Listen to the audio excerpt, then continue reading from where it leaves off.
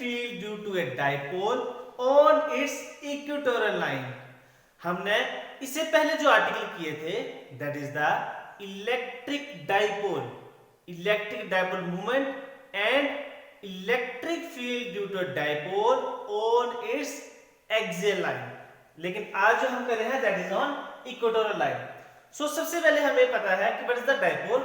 Let us we have two charges. First charge is the plus q and second charge is the minus q.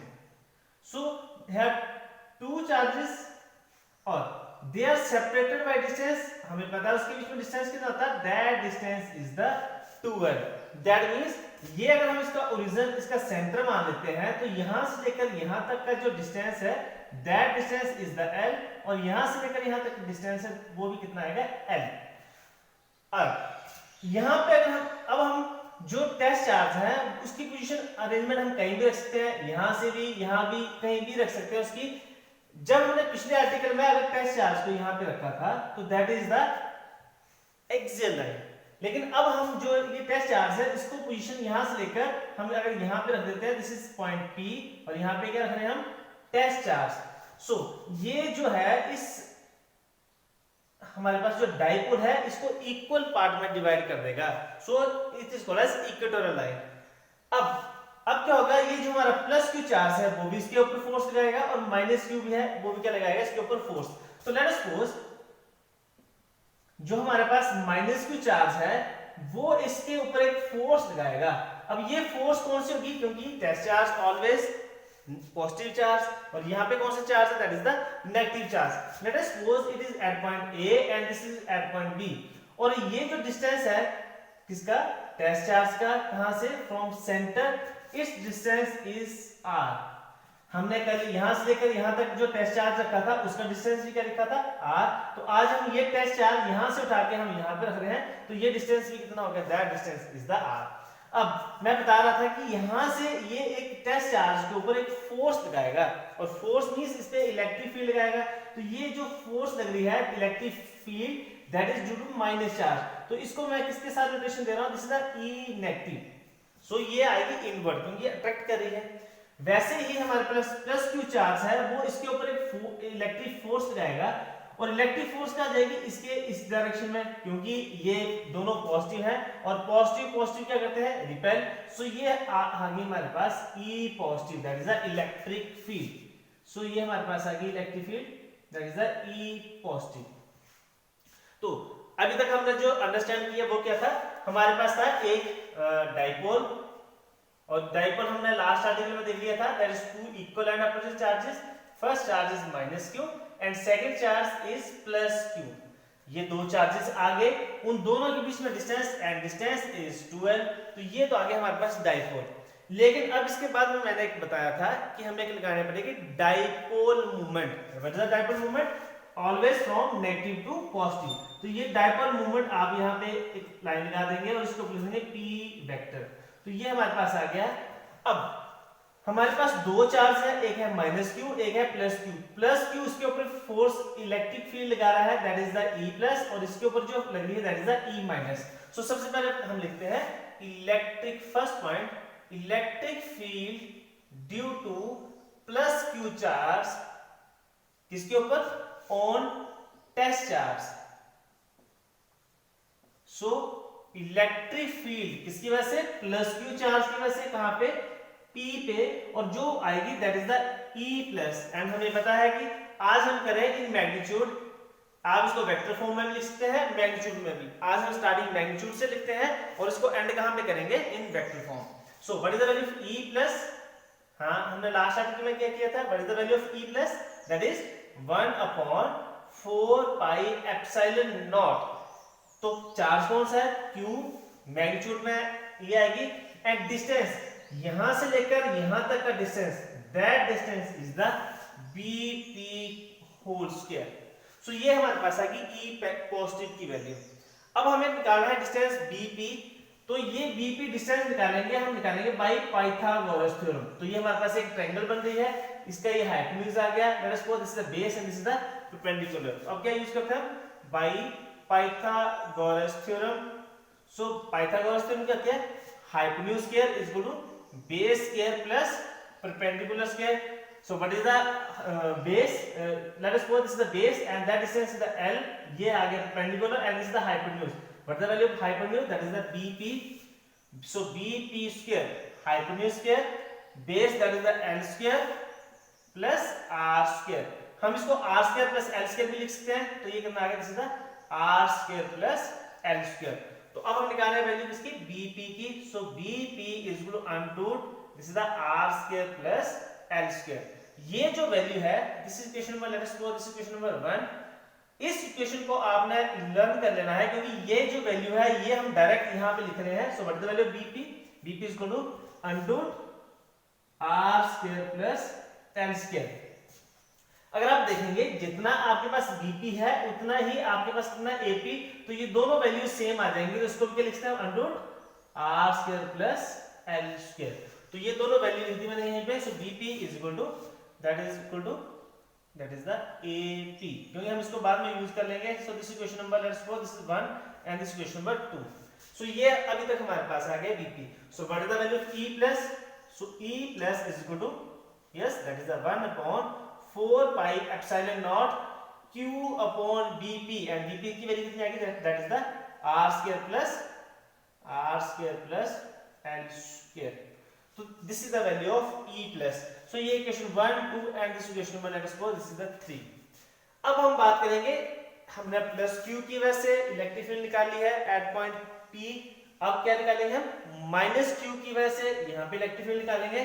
So second point is electric field due to minus Q charge. यहाँ पे minus Q charge किसके ऊपर? On test charge. So what is the value of E? ये minus Q की वजह से है, तो इसके लिए मैं नोटेशन दे रहा हूं, that is the E minus. So what is the value of E minus? E minus is equal to 1 upon 4 pi epsilon not Q upon distance. Distance is now, क्योंकि ये माइनस की वजह से है यहाँ पे, so that distance is the AP. So this is the AP whole square. And मैंने अभी तक बता दी कि जो AP है that is equal to BP. सो इसकी वैल्यू कितनी आ गई? This is 1 upon 4 pi epsilon naught Q upon AP and AP is equal to that is the R square plus L square. So this equation number 3. अगर आप देखेंगे यहाँ पे, sorry this equation number 4. अगर आप check करें यहाँ पे equation number 3 that is the value of E plus and equation number 4 that is the value of E minus. ये दोनों वैल्यू सेम टू सेम है. ये कितनी है? 1 upon 4 pi epsilon naught Q upon R square plus L square. That means दोनों का जो magnitude है वो सेम है और वो कितना है? That is the 1 upon 4 pi epsilon naught Q upon R square plus L square का होल स्क्वायर. तो ये दोनों वैल्यू सेम है. इस इक्वेशन नंबर मैं इक्वेशन में कंसीडर कर लेता हूं, that is the equation number 5. तो ये हमारे पास आ गया, that is the electric field due to this point. अब हमने निकाली है net. So net electric field किसकी वजह से? क्योंकि दो चार्जेस हैं, एक चार्ज है माइनस Q और एक है प्लस Q. और according to superposition principle net electric field is the sum of all other fields. तो यहाँ पे फील्ड कौन कौन सी है? एक है प्लस और एक है माइनस. तो अब हम इसको सॉल्व करेंगे. तो इसके लिए हम ऐसे करते हैं, हम वेक्टर को रिजॉल्व करेंगे. अब वेक्टर को रिजॉल्व कैसे करते हैं? Late us suppose I have a vector, late us suppose this is the x axis and this is the y axis. तो अगर हमारे पास, हमने प्लस 1 में भी किया था कि late us suppose I have vector f vector, late us suppose this is the force. तो ये इस x एक्सिस के साथ कितना एंगल बना रही है? Late us suppose this is the theta. तो हमें पता है कि थीटा के साथ ऑलवेज जो वेक्टर आएगा दैट इज द कंपोनेंट आएगा. दो कंपोनेंट आते हैं, एक cos थीटा एंड एक है sin थीटा. तो इसके इस तरफ जो एंगल आएगा जो थीटा के साथ होगा, यहां आप ध्यान रखना अभी, क्योंकि इसी का यूज मैं बाद में करूंगा. थीटा के साथ जो भी क्वांटिटी होगी वो आएगी cos. तो वो आएगी that is the cos of theta. और जो थीटा के अलावा बच जाती है इसका परपेंडिकुलर कंपोनेंट, वो क्या आएगा? f sin theta. तो ये वाली जो टर्म है ये हम यूज करेंगे इस डायग्राम को देख के. तो सबसे पहले हम देखते हैं, एक आएगा E negative. Late us suppose मैं इस लाइन के पैरेलल, जो ये वाली लाइन है इसके पैरेलल में यहाँ पे एक लाइन पैरेलल ड्रॉ कर देता हूँ अंडरस्टैंडिंग के लिए, जिससे कि आपको अंडरस्टैंड हो जाए. तो तो लेट अस सपोज मैंने एक पैरेलल ड्रॉ कर दी है। लेट अस सपोज ये जो एंगल है ये एंगल थीटा है, मैं कंसीडर कर लेता हूं। अगर ये एंगल थीटा हुआ तो that means this angle is also theta. तो अब हम देखते हैं कि अगर ये थीटा एंगल बना रहा है तो सबसे पहले हम निकाल दें, चाहे हम ई नेगेटिव के लिए निकाल लें, चाहे हम किसके लिए निकाल लेते हैं, ई पॉजिटिव के लिए। सो अब हम बात करते हैं ई नेगेटिव। तो ई नेगेटिव अगर ये एंगल थीटा है, ये एंगल आप ऐसे कंसीडर करें कि ये दोनों लाइन पैरेलल है, ये लाइन और ये लाइन दोनों पैरेलल है। अगर इसके मैं इसे स्लैंट लाइन कर देता हूं तो अगर ये एंगल थीटा हुआ तो दैट मींस इसका vertically opposite angle that is also theta. तो अगर ये एंगल थीटा है तो दैट मींस इस लाइन का ये दोनों लाइन पैरेलल है, इसका वर्टिकल अपोजिट एंगल ये कौन सा आएगा, this angle is also theta. तो अब हमारे पास सबसे पहले हम करेंगे E negative. So for E negative क्या लिखा हम, resolve E negative into its two components, its components. और कंपोनेंट कौन कौन से हैं, first component is, what is the first component, मैंने अभी बता दिया। अब ये हम ध्यान रखेंगे जो मैंने यहां बताया, थीटा के साथ ऑलवेज जो आएगा that is the cos theta. तो लेट अस सपोज ये थीटा है, थीटा के साथ इस तरफ जो कंपोनेंट आएगा वो कौन सा आएगा, लेट अस सपोज ये मैं यहां इसको नोटेशन देता हूं। सो ये हमारे पास आएगी, ये ई नेगेटिव है, थीटा के साथ जो आएगा that is E negative cos of theta, ये फैक्टर आ गया। एक दूसरा फैक्टर आएगा दैट इज द साइन, और साइन जो आएगा मैंने बताया था साइन इसके परपेंडिकुलर, तो इसका परपेंडिकुलर ये नीचे वाली डायरेक्शन में है, so this is the E negative sine of theta. तो ये अब हमारे पास दो फैक्टर्स आ गए, कौन कौन से हैं, फर्स्ट फैक्टर इज द ई, कौन सा, first factor is the E negative yes sine theta, and second component is e minus cos of theta। अब आप देखेंगे जो हमारे पास e नेगेटिव sin थीटा है, ये हमारे पास पॉइंट है P, तो ये किस डायरेक्शन में जा रहा है, along PO। e negative sin theta is along, किसके along है, P से किस डायरेक्शन में, O, so this is along PO। अब e minus cos थीटा कौन सा है, लेट अस सपोज इस वाली डायरेक्शन को, दिस इज P, हमने कौन कौन से पॉइंट दिए, A B P, तो इसको मैं मान लेता हूं, मान लेते हैं हम C पॉइंट, और इस वाले इस तरफ वाली डायरेक्शन को यहां वाले को मान लेते हैं this is the D point. तो ये वाला किस डायरेक्शन में जा रहा है, this is along PD, so this is along PD। ये तो हमारे पास आ गया E नेगेटिव। जो सिमिलर है वो क्या आएगा, E पॉजिटिव, मैं इसको यही लिख रहा हूं। तो E पॉजिटिव आप देखेंगे, E पॉजिटिव है अपर डायरेक्शन में, तो मैंने यहां बताया कि ये एक और इसी के साथ पैरेलल लाइन का केस आता है। लेट अस सपोज अगर ये एंगल थीटा है, जैसे कि यहां पे एंगल थीटा है, तो ये दोनों एंगल थीटा हो गए, तो इसका मतलब इसका ये वाला एंगल ये भी क्या आएगा, थीटा। इन सिमिलर वे ये वाला एंगल भी कौन सा आएगा, this angle is also theta. तो अब हमारे पास अगर इस लाइन को मैं थोड़ा इसकी तरफ डायरेक्शन कर दूं, सो हमारे पास पॉइंट आ गया सी डी, इस पॉइंट को कर लेते हैं, दैट पॉइंट इज द ई। तो अब देखेंगे हमारे पास जो E पॉजिटिव है उसके दो कंपोनेंट बनेंगे। जो A कंपोनेंट जाएगा जिसके साथ थीटा है उसी डायरेक्शन में कौन सा एंगल आएगा बताया मैंने, that is the cos theta. तो हमारे पास एक जो कंपोनेंट आएगा ये आ गया हमारे पास सीधा किसकी वजह से, E पॉजिटिव cos थीटा। यहां कंफ्यूज नहीं होना है, एक कंपोनेंट माइनस की वजह से आ रहा है, एक इसकी वजह से आ रहा है प्लस की वजह से। अब इसका जो दूसरा कंपोनेंट है, जैसे इसका कंपोनेंट नीचे आया था, इसका कंपोनेंट कहां जाएगा, ऊपर की तरफ, तो इसका क्या लिखें, E positive sine of theta. तो अब हमारे पास ये हमारे पास डायग्राम कंप्लीट हो चुकी है। अब हम इसको बना लेते हैं। E पॉजिटिव के दो फैक्टर्स आएंगे, दो कंपोनेंट्स आएंगे। फर्स्ट कंपोनेंट इज सेम, जैसे E माइनस, तो यहाँ पे है E plus sine theta, and second component is E minus cos theta, तो यहाँ पे कहना है E plus cos of theta. ये हमारे पास आ गया। अब हम बताएंगे किस डायरेक्शन में है, E plus sine theta, E plus sine theta is along PE, जो मैंने पॉइंट लिखा था along PE, and E plus sine theta that is E plus cos theta, E plus cos theta is along PD। तो ये अभी हमारे पास factor भी resolve हो गए हैं। अब हम करते हैं इसके बाद अब हम देखते हैं इसके नेक्स्ट। अब हमारे पास दो कंपोनेंट अब यहाँ पे ध्यान से देखेंगे, एक है e minus cos sorry e minus sine theta along PO, ये किस तरह है, नीचे की डायरेक्शन में, और एक है e plus sine theta, this is along PE। अभी तक हमने यहां तक निकाल चुके हैं कि that is e positive and e negative are equal, that means ये कंपोनेंट और ये वाला कंपोनेंट क्या है, इक्वल। अगर ये दोनों इक्वल हो गए दैट मींस साइन थीटा और ये दोनों क्या आएंगे, एक अपवर्ड डायरेक्शन में है, एक है डाउनवर्ड डायरेक्शन में, दोनों क्या है, इक्वल, दोनों क्या है, opposite, so they will be cancel out each other.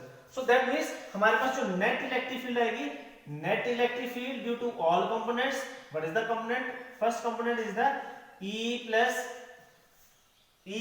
minus sin theta, e minus sin theta plus e minus cos theta, e minus cos theta, next plus e plus sin theta, e plus sin theta plus e plus cos theta। ये जो plus है ये इसके नीचे है, इसको आपने plus ऐसे नहीं कंसीडर कर लेना है, तो this is the e plus cos theta. अभी तक जो हमने अंडरस्टैंड कर लिया है that is e plus is equal to e minus, so that means अगर देखेंगे हम ये component e minus sine theta and e plus sine theta, एक अपर डायरेक्शन में एक डाउनवर्ड डायरेक्शन में, that means they will cancel out each other. So net electric field is due to e minus, net electric field is e minus cos theta and e plus cos theta, so e is equal to e minus cos theta plus e plus cos of theta, because e positive is equal to e negative, तो हम e minus और e plus को हम simply क्या लिख देते हैं, दोनों को चाहे माइनस को प्लस बना लो या प्लस को, सो this is the e plus cos theta plus e plus cos of theta, ये दोनों कंपोनेंट कंबाइन होकर क्या बना देंगे, this is the 2e plus cos of theta। so ये इक्वेशन अभी तक हम कहां पहुंचे थे, equation number 5। so this equation number let us go, this is equation number 6। अब हमने यहाँ पे e प्लस की वैल्यू तो हमें यहाँ से नॉन है, वैल्यू ऑफ e प्लस ये इस इक्वेशन से हमें निकल आएगी। अब हमें निकालने किसकी वैल्यू है, that is the component that is the cos theta. तो अब हमारे पास यहाँ पे एक डायग्राम बननी है, तो डायग्राम के दो फेस है, चाहे लेफ्ट साइड ले लो चाहे राइट साइड, दोनों सेम है। तो इस डायग्राम से चलो मैं इस डायग्राम को कंसीडर कर लेता हूं, जैसे triangle this is the OBP। Now from triangle OBP, तो ट्रायंगल में ये वाली यूज कर रहा हूं। अभी यहां पे देखेंगे तो ये एंगल 90 डिग्री है, और अभी तक हमने ट्रिग्नोमेट्री में अंडरस्टैंड कर लिया है कि जिस भी साइड एक 90 डिग्री हो और एक थीटा हो, उसको हम हमेशा क्या मान लेते हैं, बेस। तो सिमिलरली ये क्या होगा, इसका 90 डिग्री है और थीटा, तो दिस इज द बेस। तो ये इसके जो इसके 90 डिग्री के साथ वाली थी वो कहता है परपेंडिकुलर, और ये वाला क्या आ गया, दैट इज द हाइपोटेन्यूज। तो अभी हमें क्या निकालना, that is the cos theta. So in triangle OBP, this is the O, this is the B and this is the P। तो what is the value of cos theta, cos of theta, cos theta कहता है that is the perpendicular upon, yes, that sorry this is the, so what is the value of cos theta, so what is the value of cos theta, so but from triangle OBP हमें क्या निकालना, that is the cos of theta, and what is the cos theta is equal to base upon hypotenuse। so here what is the value of base is the L, and what is the value of hypotenuse, that is the r square plus L square का square root। so this is the r square plus L square का square root बोल ले, या फिर हम इसको 1/2 बोल सकते हैं। so this is the 1/2, इसको ऐसे लिख सकते हैं, this is the r square plus L square की पावर 1/2, क्योंकि रूट को हम 1/2 लिख सकते हैं। तो अभी तक हमारे पास वैल्यू आ गई cos थीटा की, और यहां से आगे हमारे पास e प्लस की फ्रॉम क्वेश्चन नंबर 3। ये दोनों क्वेश्चन हम इस क्वेश्चन में पुट कर देते हैं। So what is the value of e is equal to 2e plus, so what is the value of e plus, yes that is the e plus is equal to 1/4 pi epsilon not, 1/4 pi epsilon not q upon r square plus l square. ये हम e plus की value लिख चुके हैं from question number 3। अब निकालेंगे हम cos theta and cos theta is equal to L upon R square plus L square की पावर 1/2। अगर हम इन क्वेश्चंस को कंबाइन कर दें तो ये 1/4 पाई एप्सिलॉन नॉट ऐसे लेते हैं, 1/4 pi epsilon not as it is 2ql, ऊपर क्या आ गया 2ql, यहाँ पे है r स्क्वायर मींस ये हमारे पास x, लेट अस सपोज इसको मान लेते हैं हम x क्योंकि दोनों क्वांटिटी सेम है, एक x है एक से है x की पावर 1/2। तो जब दोनों को कंबाइन करेंगे तो बेस सेम है तो पावर क्या जाएंगी ऐड, तो क्या बन जाएगा x की पावर 3/2, क्योंकि ये 1 है तो इनको ऐड करेंगे तो क्या बन जाएगा x की पावर 3/2। तो सिंपली हम क्या लिखते हैं r square plus l square की पावर 3/2। अब हमारे पास क्वांटिटी है 2ql और अभी तक हमने लास्ट आर्टिकल में भी किया था, that is the dipole moment. Dipole moment is the p is equal to q into 2l।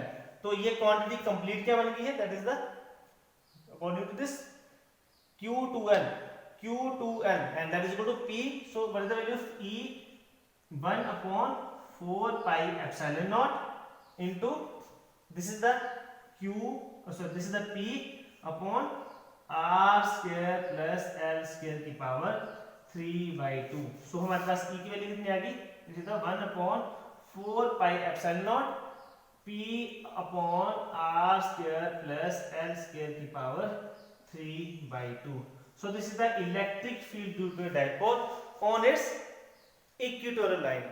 अगर हम यहाँ पे वेक्टर निकालना चाहें तो आप ध्यान से देखेंगे कि इलेक्ट्रिक हम जो निकाल रहे हैं, इलेक्ट्रिक फील्ड इस डायरेक्शन में है और P वेक्टर इस डायरेक्शन में, दैट मींस अगर P इस डायरेक्शन में आ रहा है तो ये वाला इस डायरेक्शन में आ रहा है। अगर ये प्लस x एक्सिस में और प्लस एक्सिस के लिए लेते हैं हम i कैप, दैट मींस ये इसकी ऑपोजिट डायरेक्शन में है तो इसको लिखें माइनस i कैप। तो ये हम अब शॉर्ट में यहाँ पे डायरेक्ट लिख सकते हैं in vector form what is the value of e की वैल्यू सेम ही रहेगी, हम कोई चेंजेस नहीं करेंगे। So what is the value of e vector is equal to 1/4 pi epsilon naught, p is also a vector, so this is the p। अब ये p जो वेक्टर है आप वेक्टर भी लगा सकते हैं, this is the minus upon r square plus l square की पावर 3/2, ये आ गया इसका, that is the in the vector form. So ये हमारे पास आगे है electric field due to dipole on its equatorial line. अब इसके जो स्पेशल केसेस आएंगे वो भी सेम आएंगे, वो अब हम करते हैं। अब हम करेंगे स्पेशल केसेस। तो स्पेशल केसेस के लिए क्या आएगा,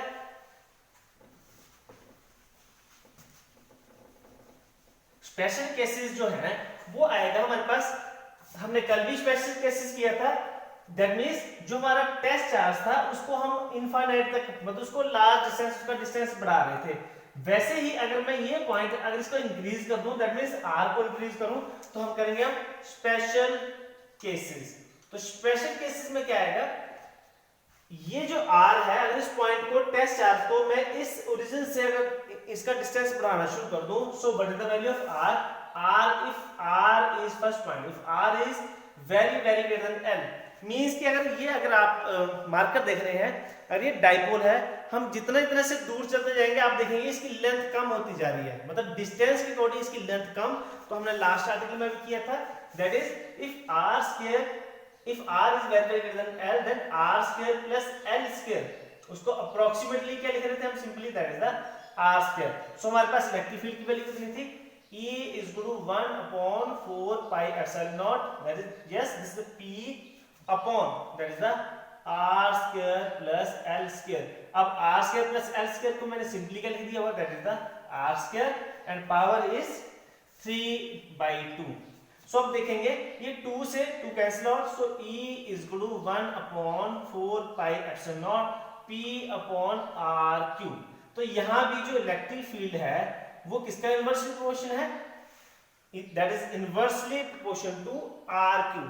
और जो हमने इससे पहले आर्टिकल किया था उसमें भी क्या थी इलेक्ट्रिक फील्ड की value, so that is the r cube. तो ये दोनों जब जैसे इसका r इंक्रीज होता जाएगा वो हमारे पास डाइपोल एक पॉइंट चार्ज की तरफ दिखना शुरू हो जाएगा, लेकिन डाइपोल में है that is the inversely proportion, और जो पॉइंट चार्ज जो हमने फर्स्ट आर्टिकल किया था that is the electric field due to a point charge, उसमें electric field that is the inversely proportion to r square. तो ये हमारे पास यहाँ पे आ गया। अब 1 मार्क्स का क्वेश्चन क्या आ सकता है, what is the angle between P, P is the dipole moment and electric field. तो आप देखेंगे कि यहाँ पे जो इलेक्ट्रिक फील्ड है वो नेट इस डायरेक्शन में आ रही है, और जो हमारे पास P that is the dipole moment वो है इस डायरेक्शन में। सो आप देख के बता सकते हैं कितना एंगल आ रहा है, yes that is the 180 degree. तो जो हमारे पास इससे पहले था एक्सियल लाइन के लिए what is the angle between E and F that are in the same direction, तो उसके लिए 1 मार्क्स क्वेश्चन आता है, तो उसके लिए क्या लिखेंगे हम 0। अगर हमारे पास आ गया equatorial line that means angle is 180 degree. अब एक बार एक कंपैरिजन और भी आ सकता है, दैट इज द हमारे पास जो electric field due to a equatorial line, ये भी 1 मार्क्स क्वेश्चन आ सकता है, that is the how much electric या फिर क्वेश्चन ऐसे आ सकता है what is the difference between electric field due to dipole on equatorial line and axial line. तो अगर आप देखेंगे जो हमारे पास एक्सियल लाइन के लिए जो वैल्यू आई थी मैं उसको EA के साथ लिख रहा हूं, और जो हमारे पास इक्वेटोरियल लाइन के लिए मैं उसको EQ लिख रहा हूं। तो आप देखेंगे उसके लिए जो वैल्यू आई थी that is the 1/4 pi epsilon not, वहां पे आया था 2p अपॉन RQ, और जो हमारे पास यहाँ पे वैल्यू आ रही है वो कितनी आ रही है 1/4 पाई एप्सिलॉन नॉट, यहाँ पे आ रहा है सिंपली p अपॉन RQ। तो अगर देखेंगे इसमें अगर हम ये वाला फैक्टर देखें, so this factor is the 1/4 pi epsilon not p upon RQ। ये किसकी वैल्यू है, this is the value of equatorial line. So E axial is, यहाँ पे 2 हमारे पास अलग से निकला और this is 2, so this is the E equatorial line. That means जो एक्सियल का जो इलेक्ट्रिक फील्ड है, एक्सियल लाइन के लिए electric field is twice the electric field due to a equatorial line. So this is all about the electric field due to a dipole on its equatorial line. Thanks.